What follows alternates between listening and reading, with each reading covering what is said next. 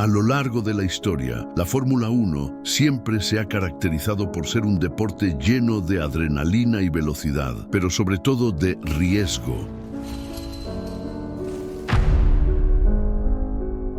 Desde los días de Fangio, cuando los pilotos corrían con el coraje como su única protección, hasta el accidente de Lauda en el 76, o los múltiples decesos y tragedias que han sacudido la categoría en distintas épocas.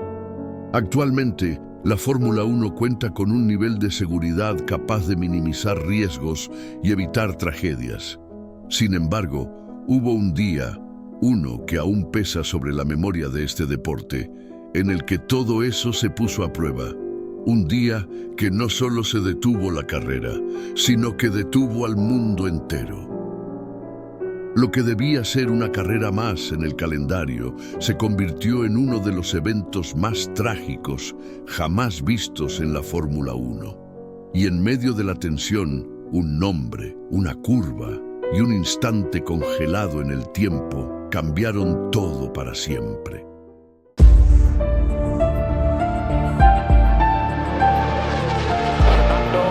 Is faster than you.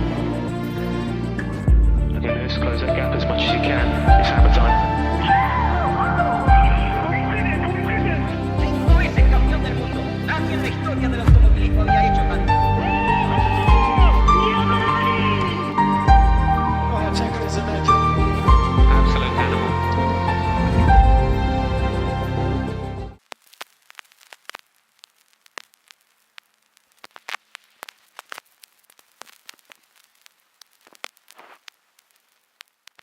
El 1 de mayo de 1994, el mundo de la Fórmula 1 cambió para siempre. El circuito de Imola amaneció con un ambiente denso, cargado de nerviosismo y preocupación. Los días previos ya habían sido sombríos. El viernes, durante la primera sesión de entrenamientos, Rubens Barrichello sufrió un violento accidente en la variante Bassa. Su coche despegó tras un bordillo. Chocó contra las barreras y dio varias vueltas de campana. Fue trasladado inconsciente, pero por fortuna sobrevivió con heridas menores. Apenas un día después, el sábado, Roland Ratzenberger, piloto austriaco de Simtek, perdió la vida en la clasificación tras sufrir una rotura en el alerón delantero de su monoplaza que le impidió girar en la curva Villeneuve. El impacto fue directo y fatal. Era el primer fallecimiento en un gran premio desde 1982 y la atmósfera en el paddock se volvió más pesada con cada minuto. El miedo era real. Los pilotos estaban sacudidos y entre ellos Ayrton Senna se mostraba especialmente afectado. Pasó buena parte del sábado en soledad, hablando con ingenieros, con médicos y reflexionando. Incluso llegó a cuestionarse seriamente si debía correr el domingo. Para meternos de lleno en la historia, hay que dar un poco de contexto. Ayrton Senna, tricampeón mundial y considerado como uno de los pilotos más brillantes de su generación, había firmado ese año con Williams, el equipo campeón defensor. Sin embargo, lejos de lo esperado, su arranque de temporada fue complicado. En Brasil, su carrera terminó en la vuelta 56 tras perder el control del coche, mientras intentaba seguirle el ritmo al Benetton de Schumacher. Para la segunda carrera en Aida, ni siquiera completó una vuelta. Fue embestido en la primera curva. 2 pole positions sin recompensa y 0 puntos en el campeonato. Pero más allá de los resultados, el verdadero problema era el auto.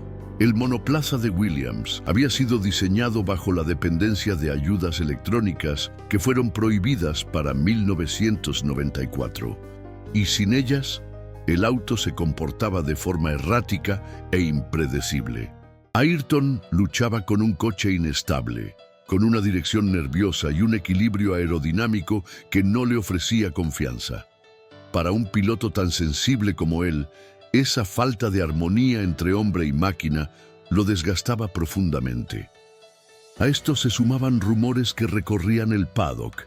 Algunos equipos, especialmente Benetton, eran sospechosos de mantener ayudas electrónicas como el control de tracción o el launch control escondidas en el software.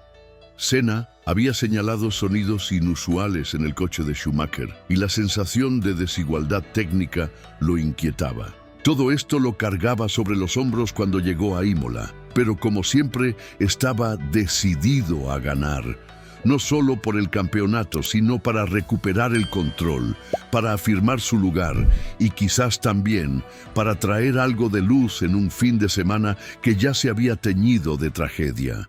La mañana del domingo, antes de la carrera, Ayrton pidió una bandera austriaca. Su intención era rendirle homenaje a Ratzenberger en caso de subir al podio. Era un gesto silencioso, íntimo, que nadie más conocía, pero el destino tenía otros planes. Apenas apagadas las luces, la carrera comenzó caóticamente desde la largada. El Benetton de JJ Leto quedó detenido en la parrilla y fue violentamente embestido por Pedro Lamy, cuyos restos de monoplaza salieron disparados hacia las gradas. Aunque varias personas del público resultaron heridas, el accidente no provocó víctimas fatales, pero marcó un inicio sombrío. El coche de seguridad ingresó a pista y detuvo la carrera por varias vueltas. Como consecuencia, la temperatura de los neumáticos y frenos descendió peligrosamente, afectando el agarre y la estabilidad. Cuando se relanzó la carrera en la vuelta 6, Senna lideraba, perseguido de cerca por Michael Schumacher. Cuando todo parecía haber retomado su rumbo, apenas una vuelta después, ocurrió lo impensable.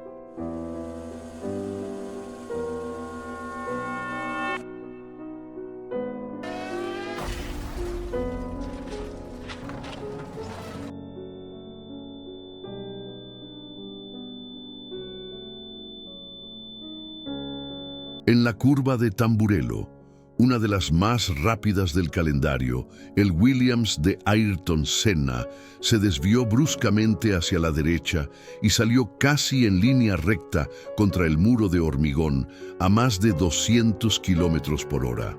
El impacto fue brutal y aunque el coche no explotó ni se desintegró visualmente como en otros choques, las consecuencias fueron devastadoras. Una de las barras de suspensión delantera derecha, proyectada hacia el cockpit por la violencia del impacto, perforó el casco de Senna, provocándole lesiones catastróficas en su cabeza.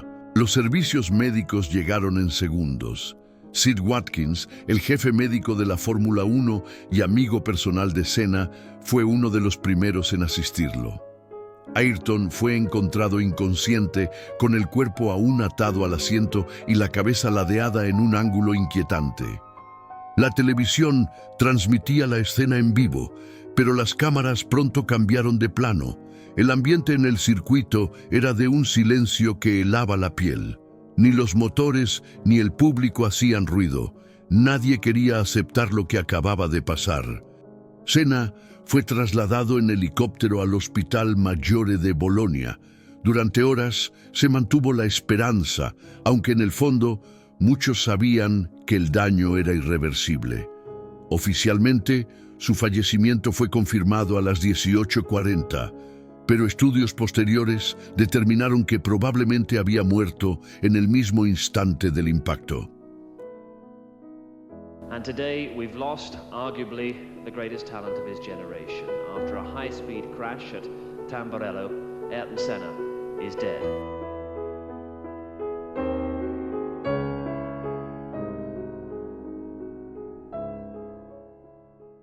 Más tarde, al revisar el interior de su coche, encontraron la bandera austriaca aún doblada. No hubo podio ni homenaje. El gesto que había preparado para Roland terminó convirtiéndose en un símbolo de doble tragedia. La muerte de Ayrton Senna no solo paralizó a Brasil, que decretó 3 días de luto nacional, sino que estremeció a todo el mundo del deporte. Su funeral reunió a millones de personas, entre fanáticos, pilotos, ingenieros y hasta presidentes. Su partida marcó el final de una era, pero también el inicio de una transformación profunda en la seguridad de la Fórmula 1.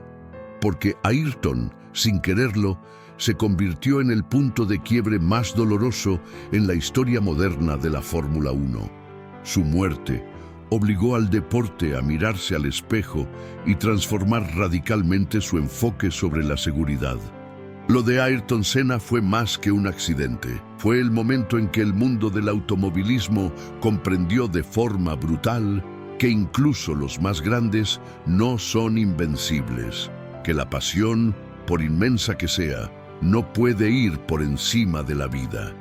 Hoy no recordamos a un piloto que murió, sino a un hombre que vivió con una intensidad que pocos han conocido. Un hombre que entregó todo en la pista, incluso lo que nunca debió perderse. Ayrton Senna da Silva no se fue del todo aquel 1 de mayo.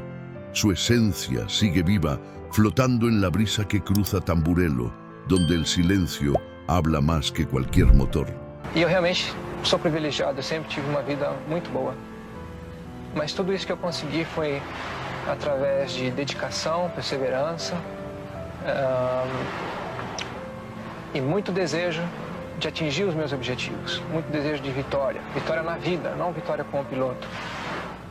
E a vocês todos que assistiram e estão assistindo agora, eu digo que seja quem você for, seja qualquer posição que você tenha na vida, no nível altíssimo ou mais baixo social, tenha sempre como meta muita força, muita determinação e sempre faça tudo com muito amor e com muita fé em Deus, que um dia você chega lá, de alguma maneira você chega lá.